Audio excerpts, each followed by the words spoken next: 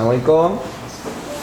Hari ini kita akan masuk topik baru, tajuk baru bagi subjek sains, iaitu proses hidup haiwan. Di mana hari ini kita akan belajar tentang bagaimana haiwan melindungi diri daripada musuh. Okey, boleh?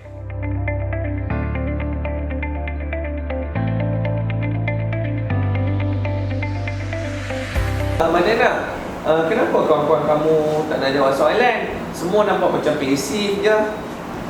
Dia orang ni malu cikgu, takut nak jawab soalan, tak yakin. Masa kelas-kelas lain pun macam ni. Oh, macam tu. Jadi cikgu kena fikirkanlah satu cara bagaimana supaya murid-murid ni lebih aktif memberi respon dan bercakap secara tidak langsung, meningkatkan kefahaman murid-murid tentang apa yang dipelajari dalam kelas. Cikgu telah ceritakan satu inovasi pembelajaran yang cikgu namakan Talking Dice. Talking Dice? Dadu bercakap? Cikgu, Talking Dice tu apa, cikgu?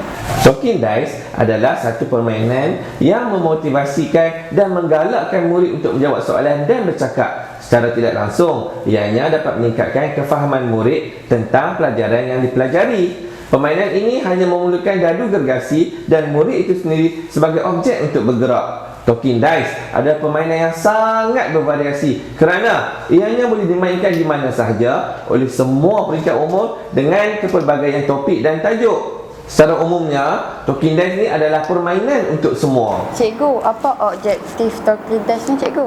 Objektif Talking Dice yang pertama, untuk mewujudkan suasana pembelajaran yang aktif dan bermakna kepada murid serta menyeronokkan bermain sambil belajar. Yang kedua, untuk meningkatkan kefahaman pelajaran yang dipelajari. Yang ketiga, untuk membina dan membentuk hubungan yang positif sesama murid dan guru di samping memupuk sifat keyakinan diri dan berani.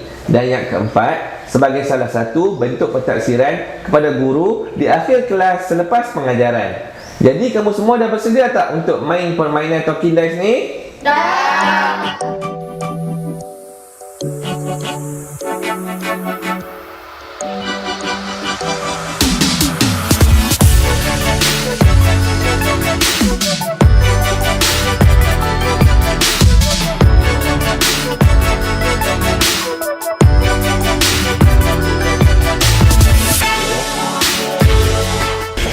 Cikgu, macam mana nak main Talking Dice ni?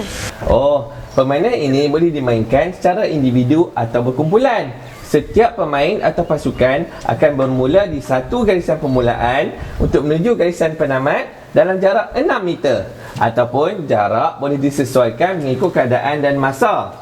Setiap pemain perlu bergerak ke garisan penamat secara menapak. Jika bandingan dadu menunjukkan 4, maka 4 tapak ke hadapan. Jika dadu menunjukkan 3, maka 3 tapak ke hadapan dan seterusnya.